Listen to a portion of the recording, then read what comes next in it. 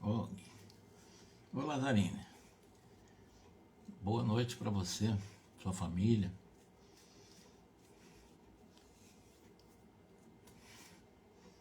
Gladys, boa noite, Gladys.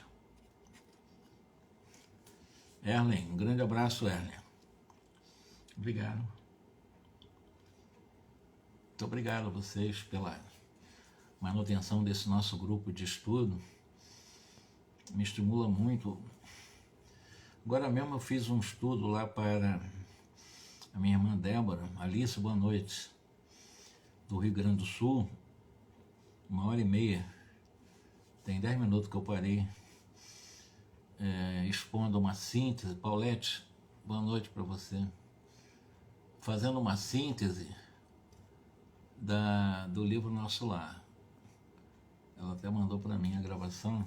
Uma síntese, eu fiz uma síntese geral dos pontos que eu considero bastante, vamos chamar, inédito, né? Informações que só o André Luiz trouxe para nós, aquela vida urbana em Nosso Lar, coisa maravilhosa, estupenda, tanta informação que merece muitas reflexões. E o pessoal do Rio Grande do Sul me chamou para fazer essa síntese hoje, e no último sábado do mês de agosto pediu para fazer também uma síntese do livro Os Mensageiros. Então eu vou acabar fazendo síntese, entrando no caminho do André Luiz, fazendo síntese das obras dele, né? Eu gostei muito, porque sempre quando nós fazemos uma exposição, como eu estou fazendo aqui com vocês, eu estou aprendendo comigo, estou aprendendo muito, não é comigo, na leitura, eu estou fazendo a leitura reflexiva, e nós fazemos uma leitura, quando fazemos uma outra leitura do mesmo capítulo, isso é, onde é que eu estava que eu não percebi tal ou qual detalhe, né? E o estudo é isso, o estudo são detalhes, detalhes. A formação de uma capacidade cognitiva em nosso mundo mental para que nós possamos dele retirar os pensamentos. Porque todos os nossos pensamentos vêm dos nossos aprendizados. Você não tira o pensamento do nada. O pensamento que vocês e eu temos, ela vem de um mundo, vem de um núcleo de informações. Todo pensamento vem desse núcleo, que nós chamamos de mundo mental. O mundo mental é estudado pela psicologia materialista, porque a materialista, os psicólogos materialistas estudam o mundo mental e o corpo físico, o cérebro físico, né? Então é corpo e mente, mas o espírita não, ele estuda corpo, mente e espírito, essência, que o psicanalista não estuda, que o psicólogo não estuda, as universidades não estudam. Por que eu estou dizendo isso? Quanto mais nós estudamos, mais nós potencializamos esse núcleo de informações, de onde nós extraímos o pensamento. E todos os nossos pensamentos redundam em ações. O que eu penso, eu faço. Então todos os nossos pensamentos geram ações. E claro, as nossas ações geram pensamento nos outros. Então, o nosso mundo mental arquiva, faz o que nós chamamos de sistemas de cognição, mapas cognitivos. Mapas cognitivos são mapas de aprendizado. E que é daí que nós tiramos, então, a forma de raciocinar o pensamento. E todo pensamento gera sentimento. E todo sentimento necessariamente gera emoção, porque a emoção é a sensação física. Então, o sentimento e a emoção já se manifesta no físico. Se você está bem, está feliz, está tranquilo, está leve, está harmonizado, isso é um sentimento de paz. Esse sentimento se transforma em emoção de paz. O corpo, ela responde a essa paz. Dito isto, vamos então ao nosso estudo de hoje, que é o 12º capítulo, singular episódio. Penetrando o comportamento em que Margarida descansava, lá nos aguardavam os dois hipnotizadores. Lembra do Leôncio, que ficou no lugar do Saldanha, hipnotizando para matar, né? Fazendo exatamente um processo de emissão de energia reversa para que possa realmente neutralizar a captação de energias e o funcionamento a partir do sistema nervoso central, em que os chakras têm uma função primordial. Por quê? Porque os chakras são os captadores de energias, que são essas energias captadas, elas penetram através de várias, que nós chamamos de o plexo nervoso, a partir dos plexos nervosos, e desagam no corpo físico, estimulando a secreção de hormônios. Então, os 7 chakras trabalham diretamente para o funcionamento da produção de hormônio. E eu já disse aqui, só para relembrar, hormônio já é a materialização dos fluidos captados pelos chakras. Chakras, então, tem essa função primordial. Quando o chakra está obstruído, quando está com uma hiper ou com uma hipoatividade, hiper é uma atividade intensa, hipo é bloqueamento, ou seja, com uma atividade lenta de captação de energia. Ou captando muito, ou captando sempre nos extremos, isso traz também doença. O importante é que o chakra esteja harmonizado, captando as energias necessárias para o funcionamento das nossas glândulas endocrínicas, para a produção desses hormônios e, por um processo do metabolismo, manter a nossa saúde do corpo físico. Então, olha a importância das energias. No caso de Margarida, o Leôncio e o seu auxiliar estão neutralizando essa capacidade funcional energética para destroçar um corpo e pode levar à morte, né? Voltando aqui, esses dois estavam lá, receberam a ordem de Saldanha, estão magnetizando Margarida. Gúbio pousou o olhar em Saldanha e fez uma solicitação. Saldanha, agora chegou a minha vez de pedir alguma coisa para você. Pode ser? Então já há essa abertura, porque o Saldanha está, né, totalmente aberto para qualquer solicitação daquele que praticamente salvou a sua família. Releva-me, Saldanha, a identificação, quem sabe tardia aos teus olhos com relação aos objetivos que te prendem aqui, que me prendem aqui. Ou seja, releve, porque eu cheguei aqui como um auxiliar de Gregório. E você sabe que eu não sou auxiliar de Gregório, que eu estou aqui com outra missão. Então releve a minha identificação, embora tardia para você. Você sabe agora qual é a minha missão aqui. Então ele já deu esse detalhe para o Saldanha. E o Gúbio continuou esclarecendo. Saldanha, esta senhora, a Margarida, é filha do meu coração desde muitas eras. Sinto por ela o enternecimento com que cuidaste até agora do teu Jorge, defendendo com as forças de que dispõe. Comparativamente a isso. Eu sei que a luta te impôs enormes espinhos ao coração, mas também guarda os sentimentos de pai.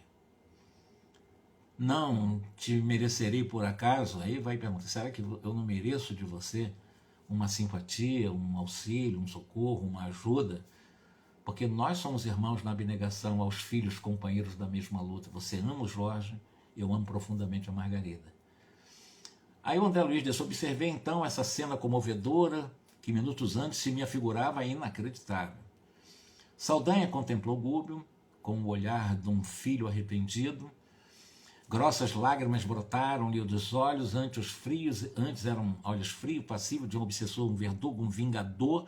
Nesse momento ele está totalmente sensível, já voltado às coisas boas do coração, chora com esse pedido de Gúbio, parecia inabilitado até responder naquele momento diante de uma emoção tão forte que dominava, ele não teve nem a voz, a garganta ficou apertada, mas o Gúbio abraçou fraternalmente e acrescentou, Saldanha, nós passamos horas sublimes de trabalho, entendimento e perdão.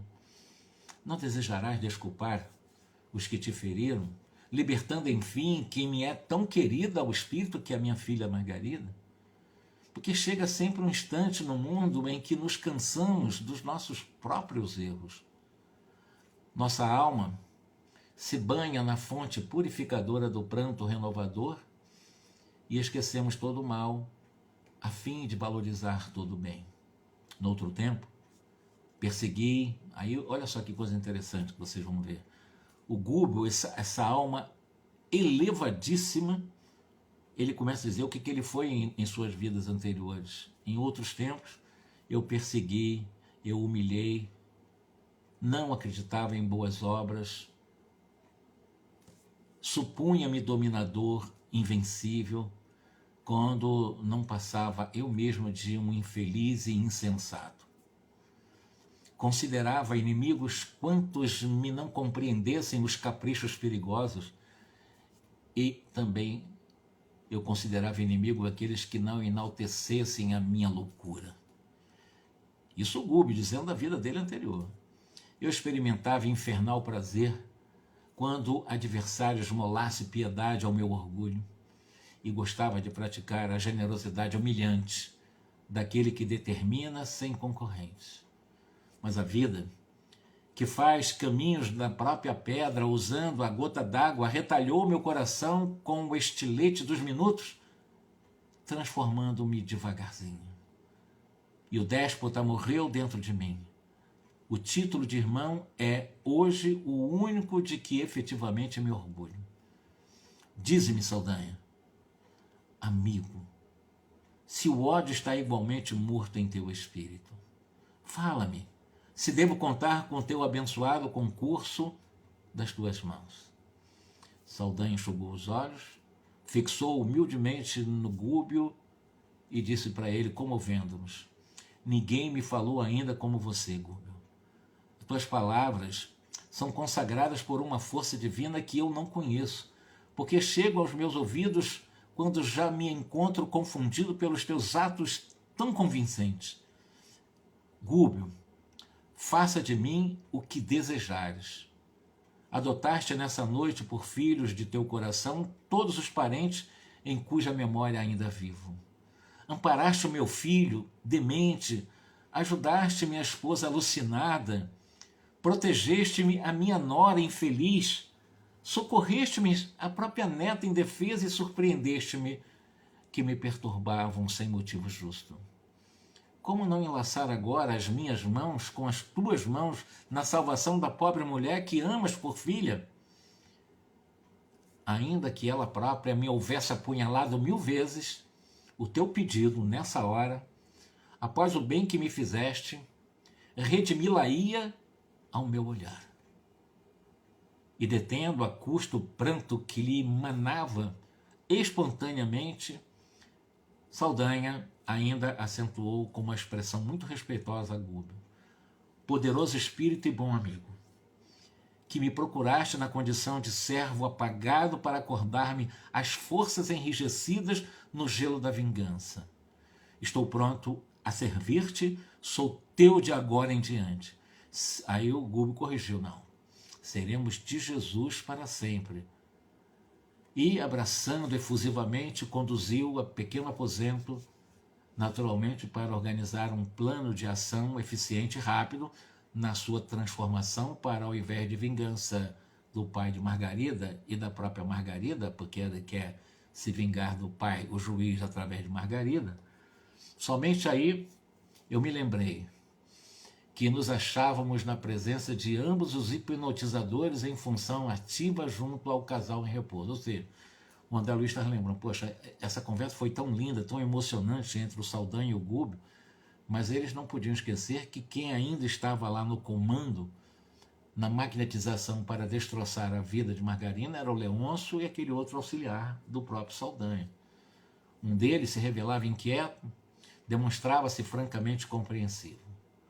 Notava que algo de extraordinário se passava, mas talvez compelido por votos de disciplina, não se animava a dirigir-nos palavras. Então, dos dois magnetizadores de Margarida, um estava mais ou menos propenso a entender o que estava acontecendo. O outro não. O outro estava lá impassivo, destroçando a vida da Margarida.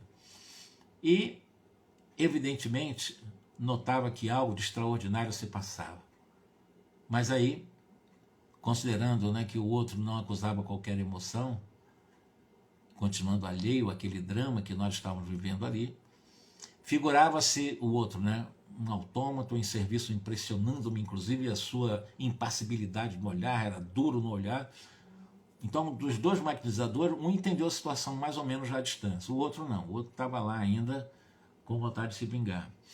Alguns minutos transcorreram pesados, quando Gúbio e Saldanha retornaram à cena. Saldanha mostrava-se mudado, quase imponente. Via-se-lhe no porte a renovação de rumo interior. Certo, estabelecera novo programa de luta, em companhia do Gúbio, porque chamou o hipnotizador mais vivo a uma conversação particular.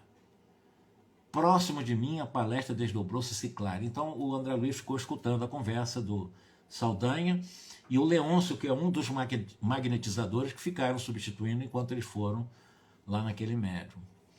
Leôncio, disse o Saldanha, nosso projeto mudou e eu conto agora com a tua colaboração.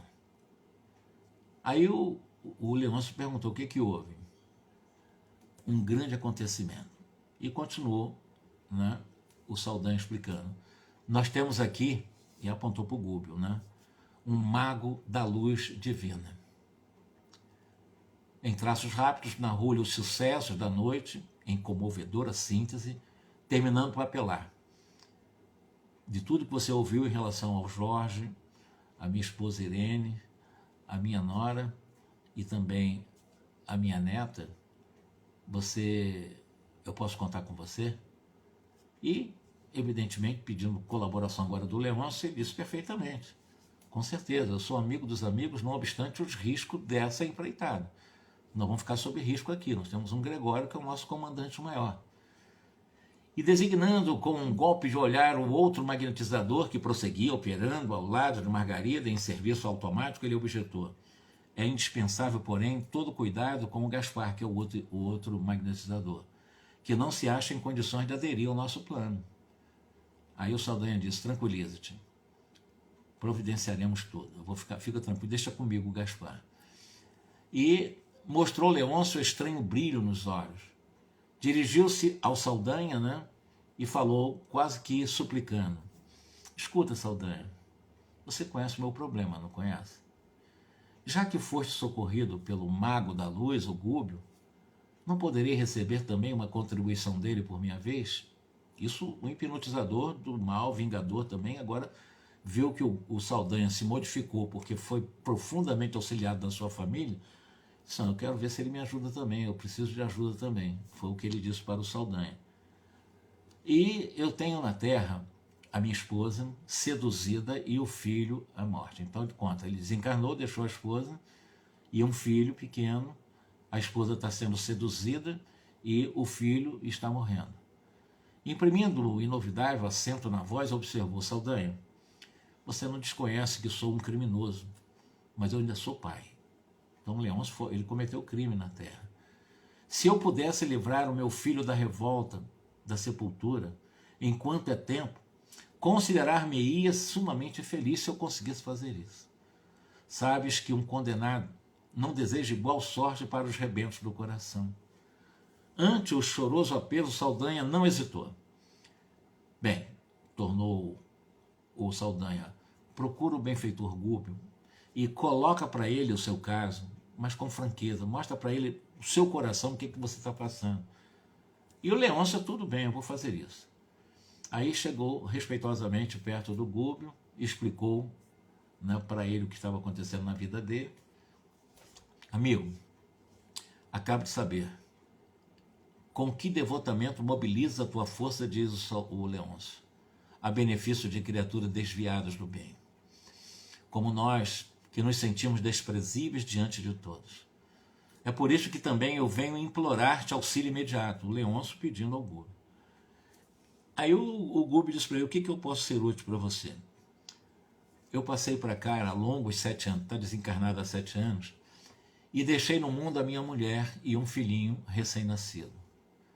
Voltei, moço ainda, sufocado no esgotamento pelo trabalho excessivo, em busca de ganhar dinheiro fácil. Obtive realmente o que intentara, com a provisão de vastos depósitos bancários, com que a esposa ainda se mantém até hoje, acoberto de todas as necessidades. Eu imagino que tenha sido assaltante de banco, que ele ganhou, deve ter roubado muito dinheiro, a verdade é essa. Ele obtive realmente o que intentara com a provisão de vastos depósitos bancários. Ou seja, ele enganava os outros e ficou rico, né? O desespero, a ânsia inútil por retomar o meu corpo que eu deixei na terra, a vaidade ferida, converteram-me no colaborador desumano de que Gregório, o nosso chefe, tanto se orgulha. Ai de mim, porém, que me sentia dono exclusivo dos encantos da mulher que eu adorava. Ainda o Leôncio para o Gúbio. De 2 anos para cá, está desencarnado há 7, então de 2 anos para cá, a minha infortunada Avelina, que é a esposa que ficou aqui na Terra, passou a escutar as fantasiosas propostas de um enfermeiro que se aproveitou da fragilidade orgânica do meu filhinho para insinuar-se sobre o ânimo da pobre mãe viúva e jovem. Então o filho dele deve estar agora beirando uns 7 anos, né? Que já está 7 anos desencarnado. Chamado a prestar socorro a um menino, depois de um incidente sem importância, esse enfermeiro percebeu a beleza, né? Como se a esposa a viúva se tornou uma cobiça para ele, que ela era muito bonita, muito bela. Desde então, assediou minha esposa sem descanso e passou a envenenar o meu pequeno. Então começou a matar a criança também. Pouco a pouco, a força de entorpecentes, administrado por ele, seguindo um plano cruel. Desde então, e a partir daí, no decurso do tempo, conseguiu de Avelina quanto queria: dinheiro, ilusões, prazeres e promessa de casamento. Então ganhou a Avelina, conquistou a Avelina, já estava vivendo com ela. Acredito que o consórcio se realizará dentro de breves dias. Então o casamento talvez venha acontecer, porque ele está de olho no dinheiro dela, que ele, o Leôncio, ganhou de forma subreptícia, né, pela margem da lei. E já me resignei que semelhante, se ela casar, para mim está tudo bem. Agora o problema é meu filho, diz o Leôncio para o Gúbio. Porque a alma encarnada respira sob teias grossas de pesadelos e de muitas exigências. Mas o perseguidor embuçado, sentindo em meu filho um concorrente forte aos bens que amontoei, ele procura matá-lo, roubando-lhe, calculando, né, aniquilá-lo sem pressa. E aí, evidentemente, ele quer viver exatamente à custa da mulher, do dinheiro da mulher, mas o filho do Leôncio fora desse projeto. Interrompeu-se por alguns momentos e prosseguiu ainda o Leôncio, contando a sua história para o Gúbio. Francamente, eu envergonho-me de suplicar um favor que não mereço.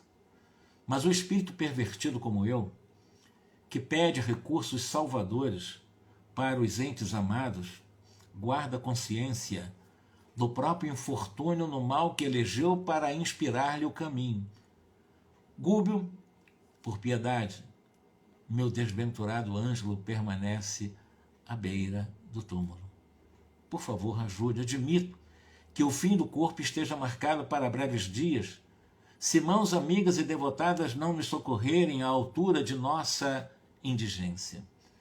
Já fiz tudo quanto se achava ao alcance de nossas possibilidades, porém, eu sou parte integrante de uma falange de seres perversos, e o mal não salva, o mal não melhora ninguém. Eu não tenho energias positivas, eu não consigo ajudar meu filho. Gúbio ia responder, mas Eloy, que é aquele amigo que está acompanhando o Gúbio, o André Luiz, é o Eloy também, um espírito que está acompanhando os dois. Acabou tomando a dianteira, né, com uma certa surpresa até para o próprio André Luiz, e perguntou para o Leôncio. Na realidade, perguntou... Ou seja, quando ele toma a frente e faz a pergunta, perguntou pelo nome desse enfermeiro, o Eloy, que faz parte do grupo de Gúbio e o André Luiz também. Ele, curiosamente, perguntou: quem é esse quase infanticida? Nessa pergunta, qual era o nome do enfermeiro? O Leôncio, o magnetizador, secretário do Gregório, respondeu: é Felício. De quando o nome de família foi pronunciado, que é Felício de tal, o Eloy, ele quase desmaiou. Está aqui contando. O Eloy, que trabalha com o Gúbio e trabalha com o André Luiz. Ele quase desmaiou quando falou o nome Felício das quantas lá. Aí disse: ele é meu irmão. Quer dizer, que coisa, né? Uma ligação com um benfeitor. Esse agora malfeitor enfermeiro está querendo realmente fazer com esse projeto estranho na cabeça. É meu irmão. É meu irmão, ele gritou 2 vezes, quase desmaiado, né? O Eloy. Forte emotividade, empaleceu-lhe o rosto, expectativa inquietante e, enfim, ficou nesse transe. Mas Gúbio, com a serenidade sublime que lhe assinalava a fronte, abraçou Eloy e perguntou de uma forma muito tranquila: onde está o infeliz que não seja nosso irmão necessitado? Ou seja, todos somos irmãos, não é só esse feliz que é seu irmão consanguíneo. Todos nós somos irmãos. Essa é uma atitude muito elevada de Gúbio para o próprio Eloy. A frase inteligente e bondosa sossegou o colega deprimido e ofegante. Todos nós somos irmãos, não é só esse feliz que é seu irmão consanguíneo. Nós somos irmãos em humanidade. Desejoso talvez de desfazer as nuvens que se adensavam naquele reduto doméstico e de o transformar em abençoado santuário, Gúbio convidou-nos a visitar o menino enfermo sem perda de tempo, porque há um pedido agora. Então ele já trabalhou o Saldanha, agora tem o Leôncio, que é o magnetizador, ainda tem um outro Gaspar, né? Mas vamos ver o que acontece com o Leôncio. Saldanha indicou a figura estranha de Gaspar, que parecia surdo e insensível ao que se passava, e lembrou: deixá-lo sozinho por algumas horas, deixa ele por algumas horas. Aliás, precisamos pelo menos de um dia a fim de nos fortificarmos à defensiva. A falange de Gregório não nos perdoará. Nosso instrutor sorriu em silêncio, o Gúbio, né? E eles foram lá para ver o menino filho do Leôncio. Soprava um brando vento, aí ele descreve aqui o cenário, né? De madrugada e tal, pesada quietude, e na região suburbana e entraram lá numa casa. Leôncio, à frente, mostrou-no confortável vivenda e informou: é aqui mesmo. E entraram. Em aposento diversos, a dona da casa e o enfermeiro dormiam à solta, enquanto um pequeno simpático gemia, quase imperceptivelmente demonstrando angústia e muito mal-estar. Era o filho do Leôncio. Notava-se nele a devastação operada pelos tóxicos insistentes ministrados pelo enfermeiro. Profunda melancolia estampava ali os olhos. Leôncio, o temido hipnotizador, abraçou e esclareceu: os venenos sutis que ingerem em doses diminutas e sistemáticas invadem-lhe o corpo e a própria alma. Fios magnéticos e invisíveis ligavam ali pai e filho, porque o menino, num lance comovedor, embora a prostração em que se achava por causa dos remédios, contemplou o embevecido retrato grande do paizinho suspenso na parede e falou, súplico, mas bem baixinho: papai, aonde está o senhor? Eu tenho medo. Eu tenho muito medo. Isso ele falando, né? Verbalizando bem baixinho. Lágrimas ardentes seguiam-lhe a prece inesperada. E o hipnotizador de Margarida, que é o Leôncio, que até então se nos afigurava um gênio horrível, prorrompeu-se em choro emocionante. Gúbio ausentou-se por alguns momentos e regressou trazendo Felício, que é o enfermeiro, provisoriamente desligado do aparelho fisiológico, ou seja, emancipado do corpo durante o sono. O rapaz, não obstante semi-inconsciente, ao avistar Eloy, junto ao doentinho, procurou recuar, num impulso de evidente pavor, mas o Gúbio conteve com a experiência: fique aqui, você não vai fugir. Meu colega abeirou-se dele, o Eloy, né? Já de fisionomia transfigurada, buscando dirigir-lhe a palavra. Gúbio, no entanto, afagou com a destra e avisou: Eloy, por favor, não interfira, senão o seu emocional vai atrapalhar o meu projeto. Por favor, mantenha-se calado. Não te encontras em condições sentimentais de operar com isso nesse momento, então cala-te. A indignação afetiva denunciar-te-ia a inabilidade provisória para atenderes a este gênero de serviço. Você vai falar besteira aqui agora, porque o seu irmão está semi-liberto do corpo durante o sono, mas tem muita confusão para assimilar o que está acontecendo. Você vai atuar sim, mas no final da nossa intervenção. Em seguida, Gúbio aplicou passes de despertamento em Felício para que a mente dele acompanhasse a lição daquela hora, dentro do mais alto estado de consciência que lhe fosse possível. Então, se ele chega ali perturbado, porque está semi-liberto do corpo, na hora do sono, ou seja, essa emancipação não dava muita lucidez ao enfermeiro por causa das confusões, a vida física e vida espiritual. O nosso cérebro físico não comporta simultaneamente essas duas vidas, né? Ela tem muita dificuldade, é muito limitado no cérebro físico. Então se utiliza as energias, o eletromagnetismo, ou seja, é o que o Gúbio está fazendo. Ou seja, ele aplica em alta dose esses passes para o despertamento da mente desse enfermeiro, que está meio grogue ali, para que ele pudesse lembrar o que está acontecendo ali, lembrar com detalhes o que está acontecendo ali, graças a essa projeção de energias magnéticas aplicada pelo Gúbio. Notando em que o paciente passou a fixar-nos com mais clareza, envergonhado, espantado, Fitou Eloy, positivamente amedrontado, e, reparando Leôncio a chorar sobre o filhinho, fez um novo movimento de recuo, que viu o pai, né, que tinha morrido, né, que é o Leôncio, e se assustou, recuou um pouco e perguntou, né, que, pois, esse monstro chora? Ou seja, sabia que ele era um criminoso, sabia que o Leôncio, quando desencarnou, foi tido como marginal, alguém que passou muita gente para trás, ganhou muito dinheiro, mas passando os outros para trás. E foi nesse momento que o enfermeiro disse, esse monstro chora? Gúbio aproveitou a pergunta brutalmente desfechada e interveio sereno. Não concedes a um pai o direito de emocionar-se ante um filhinho perseguido e doente? Chamou a atenção do enfermeiro. Sei apenas que ele é para mim um inimigo implacável, comentou o enfermeiro. E reconheço de perto, é o marido de Avelina. A princípio via nos odiosos retratos que povoam esta casa. Depois passou a flagelar-me nas horas de sono. Escuta, disse-lhe Gúbio, com uma inflexão de carinho. Quem terá assumido a posição de adversário em primeiro lugar, você ou ele? O coração dele humilhado, ferido, dos sentimentos mais altos que possui, ou o teu que maquinou o deplorável projeto de conquista sentimental ante uma viúva indefesa? O dele que padece nos zelos inquietantes de um pai, ou o teu que comparece neste lar com o escuro propósito de assassinar-lhe o filhinho? Mas Leôncio é um morto, suspirou lá o enfermeiro desapontado. E não hás de ser um dia também? Você também não vai morrer um dia? E o Gúbio explicou para ele, quando houver restituído o corpo da carne ao inventário do pó, em algum momento você vai morrer, meu irmão. E porque Felício não pudesse prosseguir conturbado pelas forças desintegrantes da culpa, Gúbio continuou, Felício, por que insiste no condenável enredo em que preparas tão calculado crime para matar essa criança? Não te compadeces, porventura, de uma criança enferma e sem pai visível?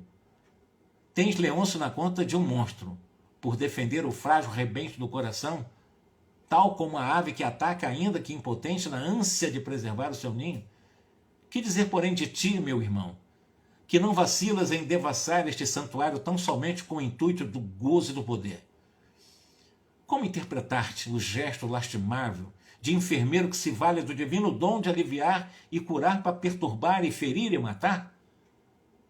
Felício, a experiência humana confrontada com a eternidade, em que se movimentará a consciência, é simples sonho ou pesadelo de alguns minutos. Por que comprometer o futuro ao preço de um conforto ilusório de alguns dias? Os que plantam espinhos, colhem espinhos na própria alma e comparecem perante o Senhor de mãos convertidas em garras abomináveis. Os que espalham pedras em derredor dos pés alheios serão surpreendidos mais tarde pelo endurecimento e paralisia do próprio coração. Guardas, porventura, suficiente noção da responsabilidade que você está assumindo com as suas atitudes? Possuis ainda no coração evidentes restos de bondade, igual daqueles que se acolhem no âmbito de uma família abençoada e grande, em cujo seio a solidariedade é cultivada desde os primórdios da luta? Vejo que o entusiasmo juvenil te extinguiu de todo de tua mente. Por que ceder às sugestões do crime? Não te comove a prostração deste menino a quem procuras impor a morte vagarosa? Repara o drama de Leôncio. Não te resume ao conflito de um morto, como supões em tão perturbado raciocínio? Ausculta-lhe o coração de pai amoroso e dedicado. Encontrarás dentro de Leôncio a afeição doce e pura, à maneira do brilhante oculto no cascalho, rijo e contundente. Aí o irmão de Eloy, o enfermeiro, pousava em Gúbio, né, os seus olhos assim medrosos, espantados, ficou espantado com essas palavras extraordinárias do Gúbio. E depois de uma leve pausa, o Gúbio continuou, aproxima-te, venha a nós. Perdeste a capacidade de amar? Leôncio é teu amigo, nosso irmão. Felício deu um grito com visível expressão de angústia. Eu quero ser bom, mas não posso. Tento melhorar, não consigo. E de voz entrecortada pelo soluço acrescentou, e o dinheiro? Como resgatarei os débitos contraídos? Sem o casamento com Avelina, a solução é impraticável. Eu tenho que casar com ela e eu quero esse dinheiro. Aí o Gúbio abraçou e disse para ele o seguinte: acreditas solver os compromissos financeiros, provocando dívidas morais que te atormentarão por tempo indeterminado? É isso que você quer para você? Ninguém te proíbe o casamento, nem Leôncio está proibindo você casar com a Avelina, não é isso, o problema não é esse, né? O organizador dos bens materiais de que pretende dispor, discricionariamente, ou seja, sem restrições, te poderia induzir à abstenção nesse sentido. Os atos de cada homem e de cada mulher arquitetam-lhes os destinos. Nós somos responsáveis por todas as deliberações que nós adotarmos ante os programas de Deus. E não poderíamos interferir em teu livre-arbítrio, mas te pedimos o concurso em benefício desta vida frágil, que deve continuar. Ou seja, eu não posso interferir. Se você quiser matar, é seu livre-arbítrio, você vai fazer isso. Eu não tenho como interferir nessa sua decisão. Mas eu te peço que você realmente trabalhe a benefício desta frágil vida dessa criança, porque ela deve continuar viva. Queres dinheiro? Recursos que te façam respeitado, temido pelos outros homens? Convence-te, porém, de que a fortuna é uma coroa pesada demais para a cabeça que não sabe sustentá-la. E costuma arrojar a poeira através do cansaço e da desilusão todos aqueles que a senhoreiam sem horizontes largos de trabalho e de benemerência. Não importa, pois, que comandes os valiosos depósitos de prata e ouro que Leôncio amontoou, de uma forma refletida e regular, porque aprenderás com os anos que a felicidade não está metida em cofres que a ferrugem consome. Todavia, feliz em interessarmos-nos por tua promessa em favor desta criança extenuada de sofrimento. Ou seja, você pode prometer para nós que você não vai levar a cabo o seu projeto de matar essa criança? Poupa-lhe o corpo tenro, aguarda o futuro, não tragas para o reino da morte semelhante delito que te confinaria o espírito a furnas trevosas de expiação regeneradora. Ante a interpretação ou a interrupção que se impuser à natural, Felício quis dizer qualquer coisa para justificar, mas não teve força, não conseguiu e não pôde. Gúbio prosseguiu sereno. Casa-te, esbanja as reservas preciosas deste lar, se não souberes estender a tempo a sagrada missão do dinheiro. Sobe os píncaros da vida social transitória. Adorna-te com os títulos convencionais com que o mundo inferior se habituou a premiar as criaturas sagazes que sobem a ladeira da dominação inútil ou ruinosa, sem ferir-lhe publicamente os preconceitos. Porque o tempo te esperará sempre, com lições de mestre, sem embargo. Ajuda o pequenino, por favor, a restabelecer-se. Então, o Gúbio não queria interferir na liberdade. Se ele quiser matar, eu não vou interferir no seu livre-arbítrio, na sua vontade de fazer. Mas, por favor, não faça isso. Aí está pedindo, está praticamente implorando, né, para que ele não mate a criança. E endereçando compassivo olhar ao Leôncio, acentuou: não é bem isto, Leôncio, quanto desejamos? Aí o Leôncio confirmou. O pobre pai em lágrimas, enternecido: o dinheiro não importa agora.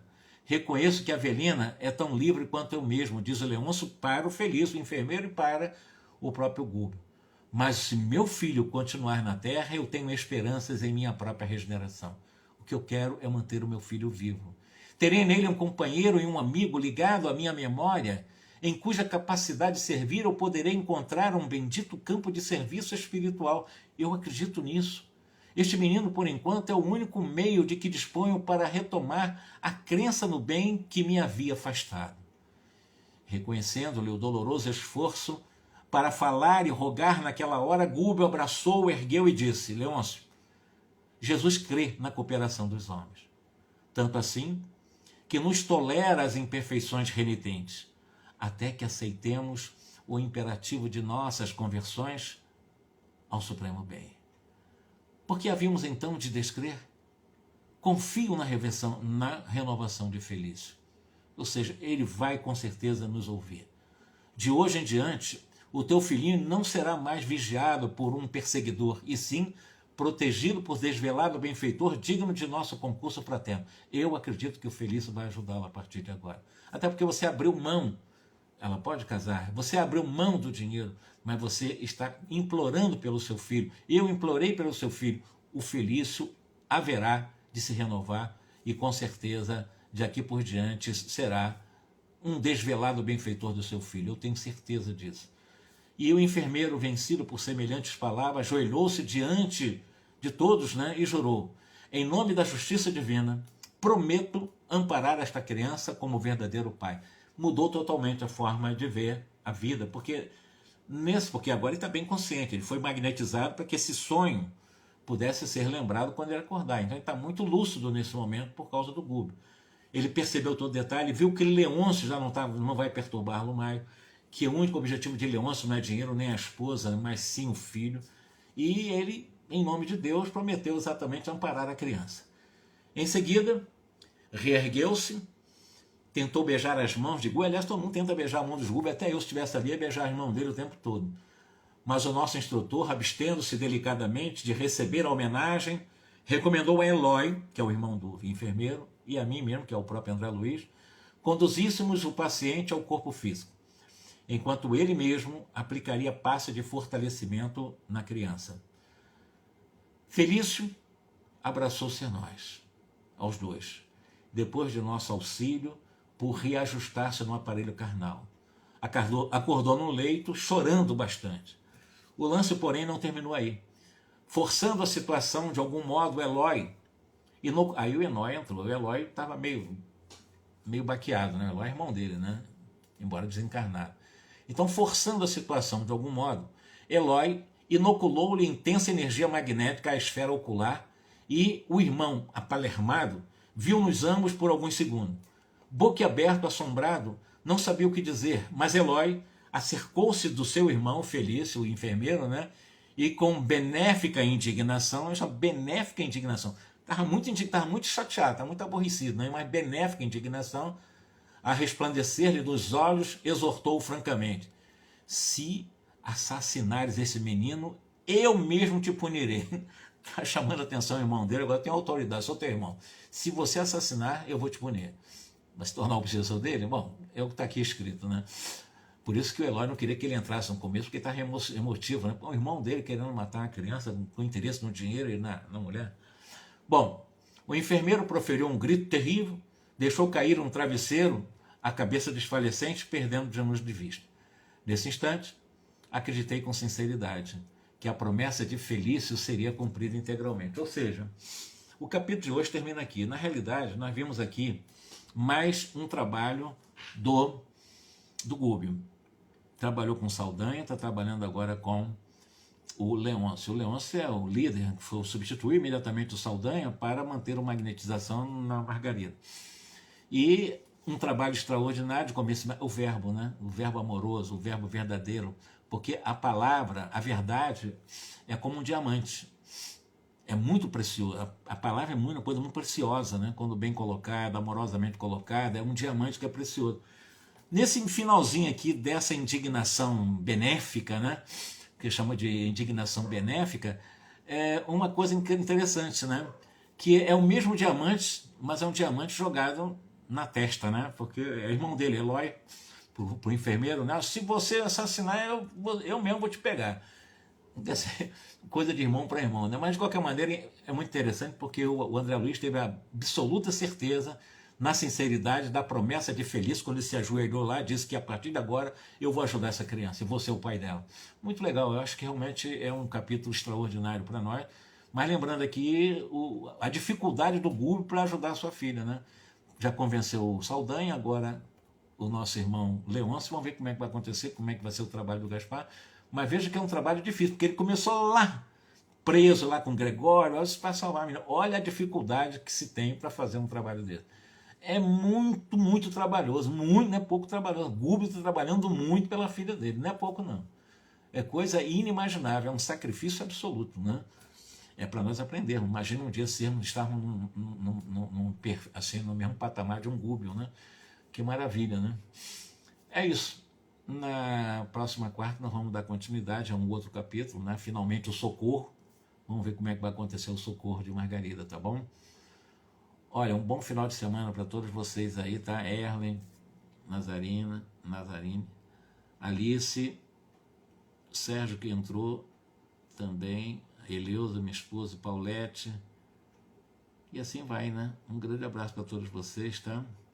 Gladys, e então, eu não vi a Kátia hoje, mas um grande abraço para vocês, muita paz. Esse grupinho realmente vai longe, hein? Nós vamos muito longe com o André Luiz aqui, graças a Deus. Um grande abraço para vocês, tá? Fiquem com Deus.